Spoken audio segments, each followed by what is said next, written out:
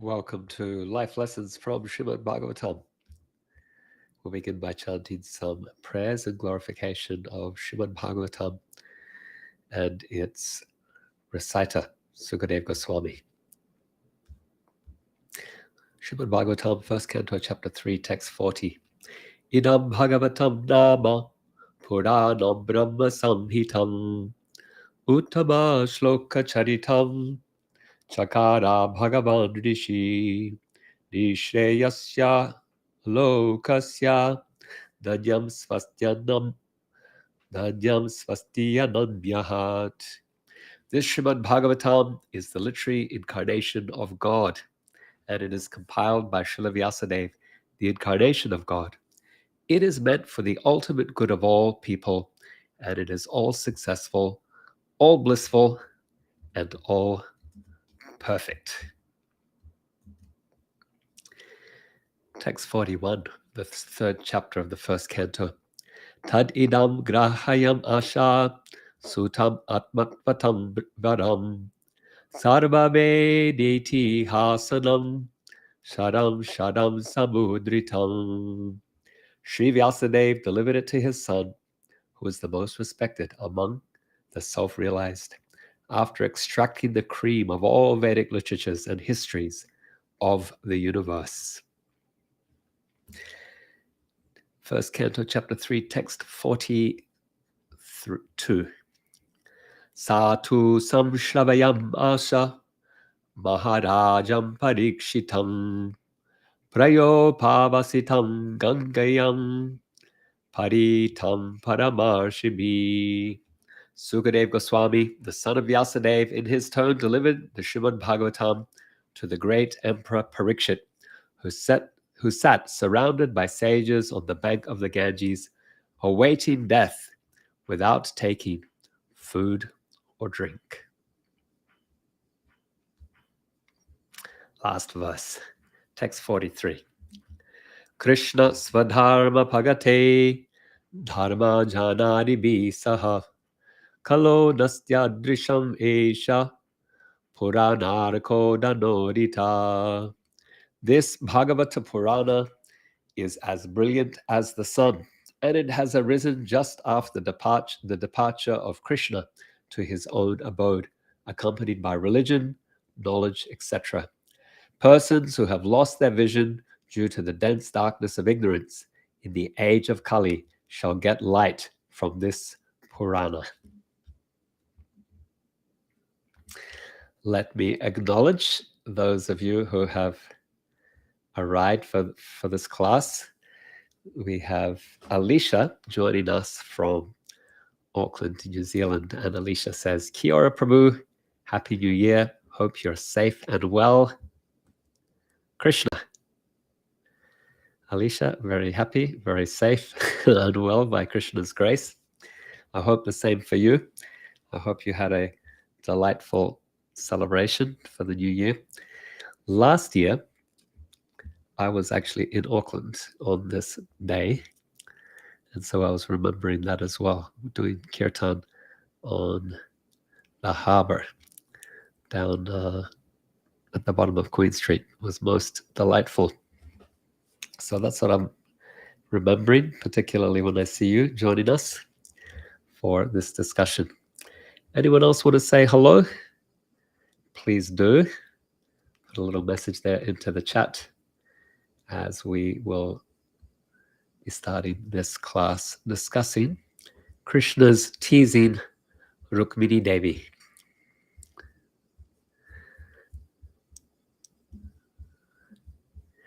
So I guess we'll start. Welcome everyone to Life Lessons from Srimad Bhagavatam, where each week, twice a week, we discuss a section from the Bhagavatam and draw lessons for everyday life. Today, we are continuing with our discussions of the 10th canto Srimad Bhagavatam. Specifically, we're discussing chapter 60. I moved to India when I was 9. I was in the Vrindavan Gurukul and later in the Mayapur Gurukul. And when I came back to Australia and New Zealand that was a little bit of a culture shock. And one thing in particular that happened, I remember specifically, I remember teasing another boy, and he cried, and it really surprised me because I thought we were good friends and we were just playing and having fun, but he took what I said as mean and hurtful. And it was some time before I realized that there was some misunderstanding based on cultural differences, where I had learned to play and interact in a certain way. That was just the way people interacted where I was in India. In Australia, that wasn't as prevalent. And so, I don't know, you might have experienced similar types of misunderstandings before, maybe based on cultural differences of language or custom. The interesting thing, if this has happened to you before, you can get some consolation that this happened to Krishna as well, in relation to his principal queen, Rukmiṇī, as we will learn today when we discuss the 60th chapter of the 10th Canto, Srimad Bhagavatam. Before we start, though, I just want to give a little more context for this chapter. Since chapter 52 of the 10th Canto, we've been discussing Krishna's Dwarka pastimes. And that began with learning how Krishna, well, all of this time, from 52 through to the last class, 59, we were discussing Krishna's marriages, with one short interlude discussing also Krishna's son, Pradyumna. So we're learning about Krishna's marriages. Of course, there are so many stories woven around that, but the essential overriding thread linking all these stories was Krishna's marriages. Chapter 52 to 55 was his marriage to Rukmiṇī. Then we learned of his marriage to Satyabhama, 56 to 57, Jambavati in chapter 57. 5 more princesses in chapter 58, Kalindi, Mitravinda, Satya, Bhadra, and Lakshmana. And then in the last class that we had, we discussed chapter 59, and it was Krishna's marriages to an additional 16,100 queens whom he rescued from a demon named Boma or Narakasura. Now, beginning from chapter 60, all the marriages are done, and we're going to be learning how Krishna lived with those queens. And we're going to learn about Krishna's children and grandchildren as well. And of course, that'll be a thread. Through that, there'll be so many other pastimes discussed as well. So let us then dive in and discuss chapter 60, where we're learning about Krishna teasing Rukmiṇī. Om Namo Bhagavate Vasudevaya. Om Namo Bhagavate Vasudevaya. Om Namo Bhagavate Vasudevaya. So there'll be 3 themes. 1, Krishna's joking words, verses 1 through to 20. 2, so is the effect of Krishna's words. Rukmiṇī falls unconscious, verses 21 to 32. And then the 3rd theme is Rukmiṇī reinterpreting Krishna's words, verses 33 to 59. So let's begin then with our first topic, Krishna's joking words, verses 1 through to 20. One day, Krishna was sitting in Rukmiṇī Devi's bedroom. He was being attended to by Rukmiṇī and her maidservants. And Rukmiṇī, she was very expert at understanding Krishna's moods and responding to those moods in a way that was supportive and pleasing. On this occasion, Krishna was looking upon Rukmiṇī, who was so affectionate and so responsive to him. And he was appreciating her beauty. And he expressed his affection by teasing her. He said, previously, my love, there were many wealthy kings who were worthy of you in their character and appearance. They wanted to marry you. In fact, your father and brother had arranged They had every intention of marrying you to Shishupal. And so he asked, why then did you accept me? So unsuitable, so unqualified. I'm the person who once fled from the battlefield, ran away from Jarasandha, and have forever thereafter been called Ranchor.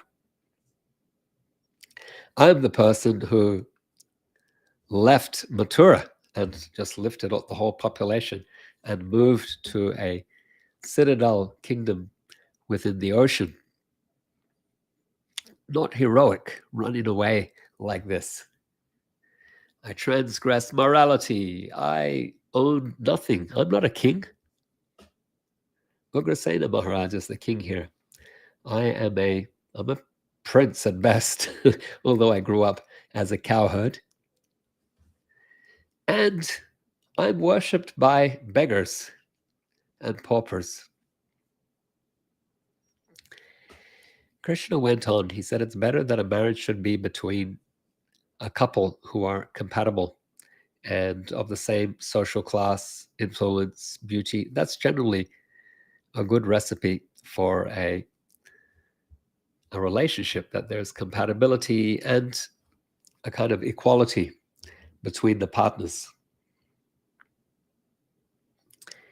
He said, you were short-sighted. You heard about me, you fell in love, and you accepted a husband who lacks all good qualities that would be desirable and right for a princess such as you, of your stature. You got somebody who lacks these good qualities and somebody who's glorified by beggars. It would have been better for you to marry a prominent warrior, and you could have been happy in this life and in the next. Krishna speaking, and Rukmiṇī, she's feeling more and more pain in her heart. These final words from Krishna, they really struck like a thunderbolt. He said, your brother Rukmiṇī and kings like Shishupal, they all hate me. And it was just to cut down their pride that I kidnapped you. But really, things like home, wife, children, this body, I'm really indifferent to them because I am the self-satisfied personality of Godhead. I'm transcendental to such material things. So we can pause here and wonder what's going on. One thing we can appreciate in Krishna's words is playful teasing. There is a deep humility and a detachment. And so it's important also to be able to laugh at yourself, not take yourself too seriously. Here Krishna is showing some humility in this interaction, showing how someone so powerful and esteemed can also maintain a sense of lightness and detachment as well. Krishna ultimately tells us he has no attachment. He has no lust. He doesn't need anything. Everyone in this world needs something. It's part of negotiation, just understanding what are the needs of the other party, and then you can find a way to connect those needs and have some good interaction. But Krishna doesn't need anything. He's indifferent to material relations or possessions. Does this mean that he doesn't interact? No. This is what he tells the gopis before the rasa dance. Despite the fact that he is Atmarama and Aptakama, self-satisfied and without any desire, he still interacts with his devotees and accepts offerings. But it's not because of any need, it's because of his interest in the loving heart of his devotees, his interest in that loving relationship. It's not the offering, but the heart of the one who offers. Okay, let's go to our second topic, how Rukmiṇī responds to this, described in verses 21 to 32. Rukmiṇī, she always saw herself as Krishna's favorite queen. She's his first queen, his primary queen, his chief queen.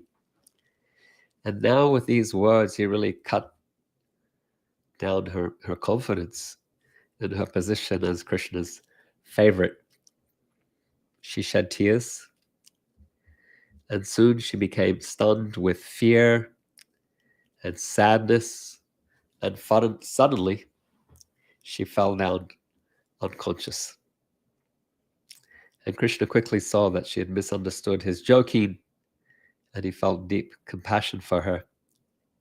He rushed and picked her up from the floor where she had just collapsed, and he caressed her face and consoled her. He spoke very pleasing words. He said, "I know you're totally attached to me." He said, "I was just playing with you. I wanted to see your lotus face adorned with a frown." He said it's also one of the rasas enjoyed by householders to joke with one another. And so when Krishna explained himself in this way, Rukmiṇī was made peaceful, and her fear was dispelled, her fear of Krishna's rejection. So we can pause here again and just appreciate the importance of understanding somebody's intentions in humor, because part of how we create humor is we might speak in contradictory ways. We might use double meanings, double entendres.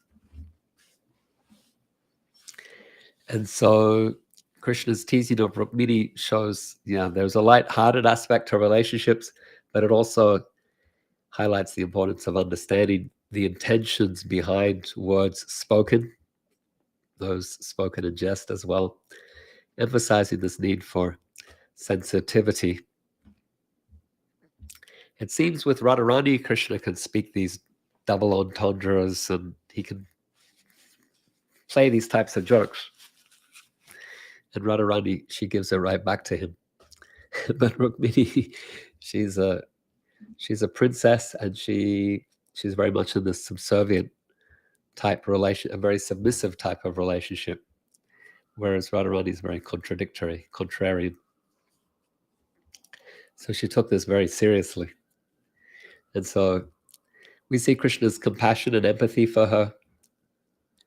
He seen her distress. He leads, he rushes forward, he holds her, he speaks kind words, compassionately addressing her pain to alleviate her suffering. And we can learn from that as well.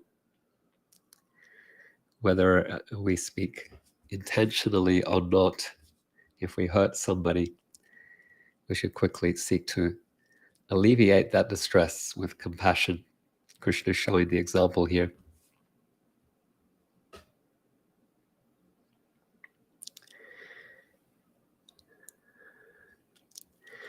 Rukmiṇī's response also gives us an indication of loving God. Loving God always appears to be so abstract in so many spiritual traditions, and here we see a very practical expression of intense love of God. Not abstract, very practical, and very personal. Let's go to our third section then. Rukmiṇī, she does something, she reframes, she reinterprets Krishna's words, verses 33 to 59. Once she understood that Krishna was just speaking in jest, Rukmiṇī, she said, now she comes back with her response, her retort. She said, what you have said about the two of us being mismatched is actually true. She flips it though. She says, after all, Krishna, no one is equal to you. You are the master of Brahma and of Shiva and even of Vishnu. You are the source of Vishnu. And so like this, she went on and she responded to everything Krishna had said, but flipped it around to make it a glorification, to make it a virtue. And Krishna was very pleased with this. He said, I didn't want to agitate your mind with my joking words. I wanted to show the strength of your attachment and your chastity and your love. He said, if someone prays to me for sense gratification and happiness and family life, they miss the opportunity. Such people, they don't worship me with pure love as you do. She said, at the time of our marriage, you had no interest in any of the other royal suitors. Rather, you sent a Brahmana messenger to me and asked me to take you. And so, certainly, your love is spotless and pure. And he told her at the end, he said, you are the most beloved of all of my consorts. That's what every princess wants to hear. And so Krishna pleased her by speaking these words. Okay, so we can summarize then with a prayer. Beloved Krishna, your joking words with Rukmiṇī echo the depths of humility. May we too embrace joking humility, reflecting the weightless nature of true confidence and authority. As Rukmiṇī fell into a tender faint at your teasing words, your response resounded with a song of understanding and compassion. You explained the intention of your words, teaching us to tenderly hold the hearts of those we cherish. May our words carry the warmth of understanding, embracing the tapestry of intentions woven within. Through Rukmiṇī's reinterpretation of your self-detracting words, we learn the art of reframing. May we, like her, gaze beyond the surface, discerning the hidden virtues in criticisms, molding our perceptions to find the glimmering truth within the shadows. Krishna, your playful words whisper the essence of humility, understanding, and perception. Grant us the grace to don humility's cloak, to understand hearts beyond words, and to perceive the hidden virtues within criticisms.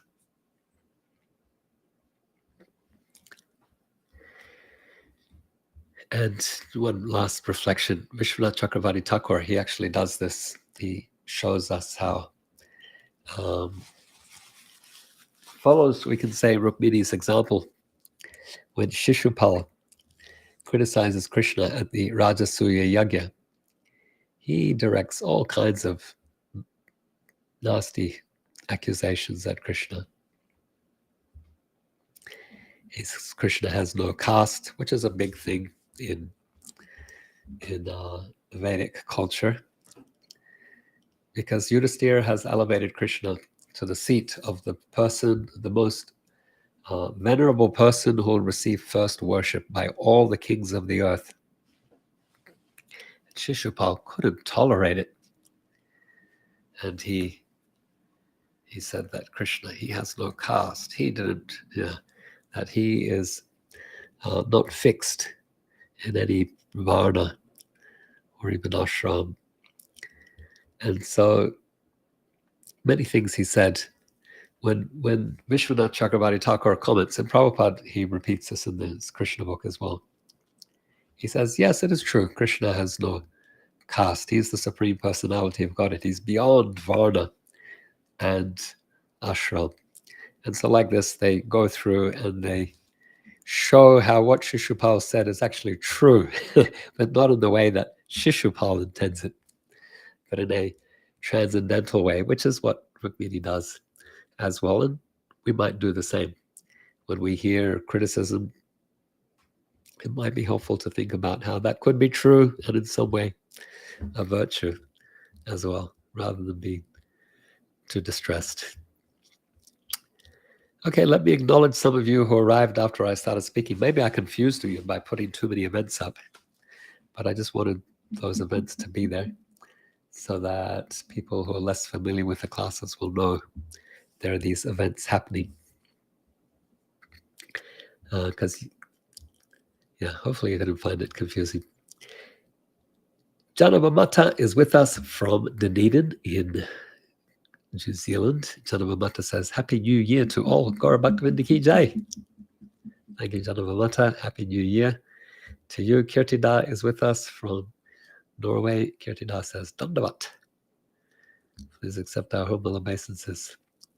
Harinam Dayasindhu Ji joins us from Sydney, Australia. Harinam says, Hare Krishna Prabhu. Thank you, Harinam. Welcome. Thank you for being here. I'm guessing you must have had kirtan while the fireworks were going, bringing in the new year, as is tradition. Maturanath joins us from Polska, from Poland. Maturanath says, Hare Krishna. Thank you for joining Matura. Those of you who don't know, Matura is a very expert astrologer. If you have any questions for him, you can follow up.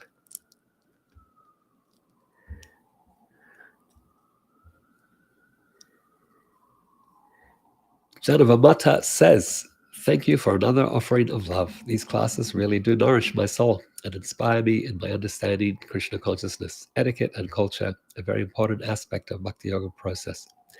I once read in the Vaishnava etiquette book that we shouldn't criticize devotees even in jest. Can you shed some light on this statement, please? And what makes a person develop a critical mentality? Good question.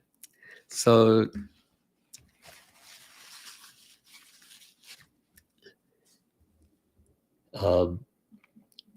yeah, it's one of the offenses against the holy name to criticize Vaishnavas. So we must be very careful. Sadhu Shabdan, we are warned about this. Nonetheless, there are sometimes playful dealings among devotees. They might joke with one another. We see that quite a bit in the Chaitanya Charitamrita, where Advaita Prabhu and Nityananda Prabhu joke with one another, and they both understand that they're playing, that they're joking, and it's lots of fun. And it's nice to see that lightheartedness as well between these elevated devotees. We also see between Srinivas Thakur and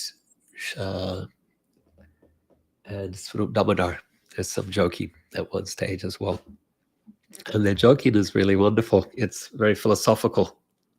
So it's playful, it's joking, but at the same time, they are debating philosophical points as well. So yeah, don't underestimate the beauty and power of playfulness and joviality, joking, dealings between devotees. It is part of our tradition.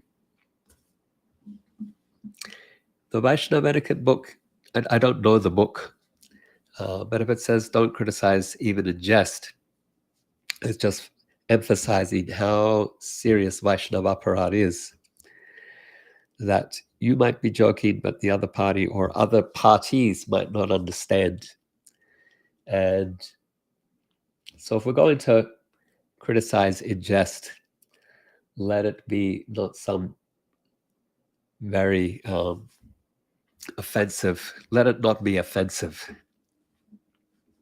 It can be playful and feigned criticism at some level, but don't let it be offensive. I guess that would be the warning or the caution. Particularly if somebody misunderstands and takes it out of context, then there could be, other people might make aparad. We may not, because of our joking intention, and that is understood by the other party. But if somebody takes it out of context and repeats it or takes it to be fact, then there can be difficulty. And so we should just be very sensitive and careful. We see, even in Krishna's case, that that's happened with Rukmiṇī.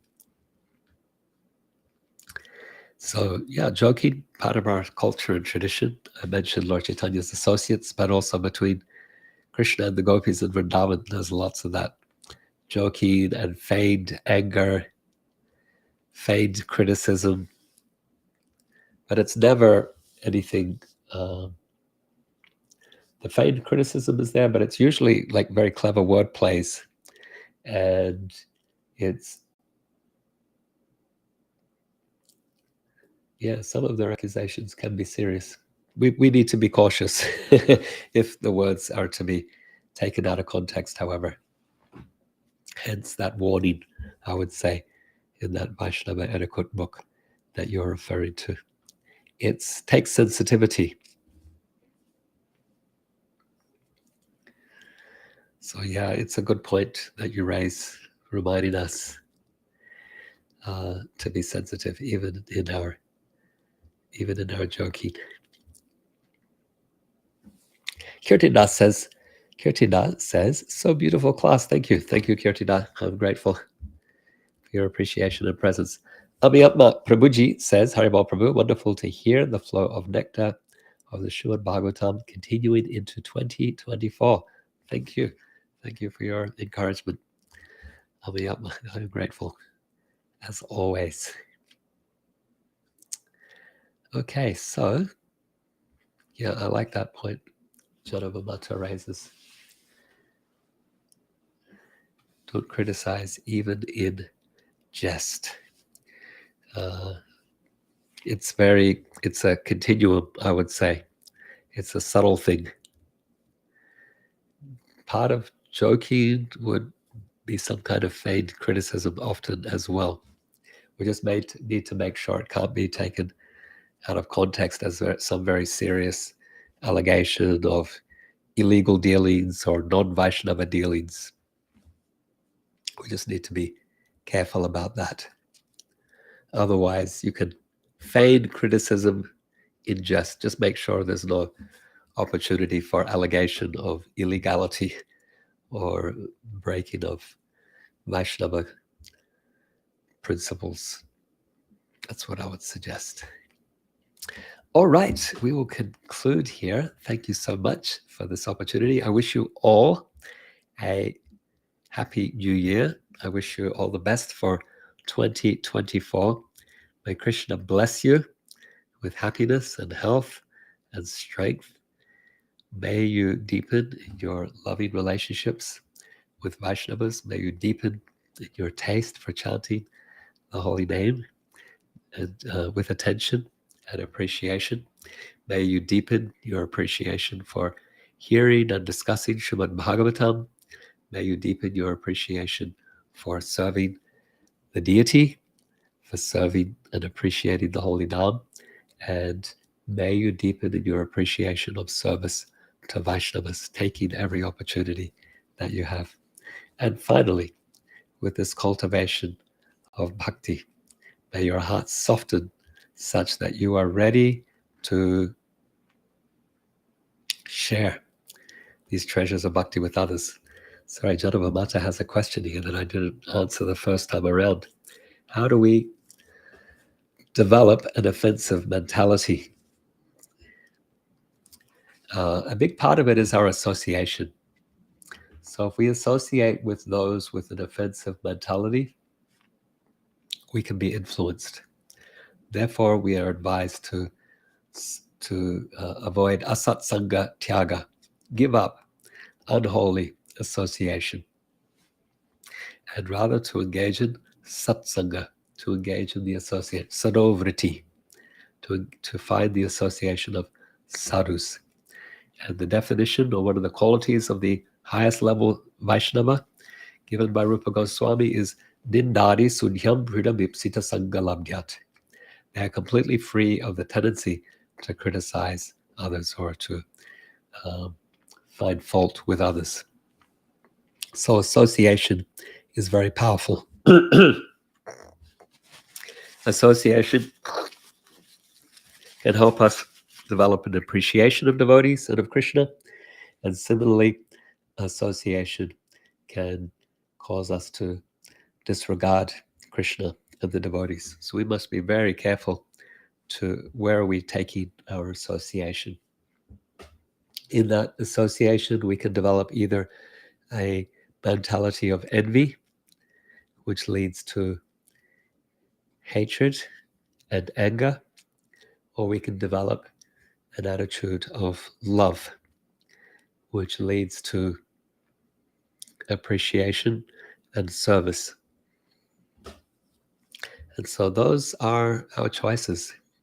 We should be very careful of the association we keep, knowing that it will influence our perceptions of others. What we hear, what we talk about will be informed also by the association, the people that we choose to associate with. Doesn't mean we reject any devotees, but it just means that the devotees that we choose to associate with intimately are ones who are loving and appreciative and respectful of other Vaishnavas. And if somebody has a mentality, or if, let's say, when we keep somebody's association, our mind is filled with doubts, that leads to anger and fear and envy, then we should choose to avoid that association in future. Let's just appreciate from a distance rather than coming close with that person. All right, good question. Gentleman Mata says, I have noticed that envy and pride can create criticism. Yeah, that's right. So we have to be careful to identify those anarthas and do the needful to eradicate or transform them. Absolutely. And the thing is that envy and pride and then anger, hate and anger, they create toxins in our own bodies as well. So we will start to feel more agitated and disturbed overall in our minds, in our bodies. Our health will decline and our appreciation of Krishna will also decline. So better avoid that rajasic, tamasic, those rajasic, tamasic qualities and cultivate rather than the asura qualities, rather we cultivate the deva sampad that Krishna refers to in the 17th chapter of the Gita. Avoid the asura sampad and instead develop the deva sampad that Krishna describes. Thank you all. Again, wishing you a wonderful 2024 and look forward to seeing you again in the coming days, the next class. Hare Krishna. Grantaraj Srimad Bhagavatam ki jai, Srila Prabhupada ki jai, Samaveta Bhakta Vrinda ki jai, Nitai Gaura Premanandi.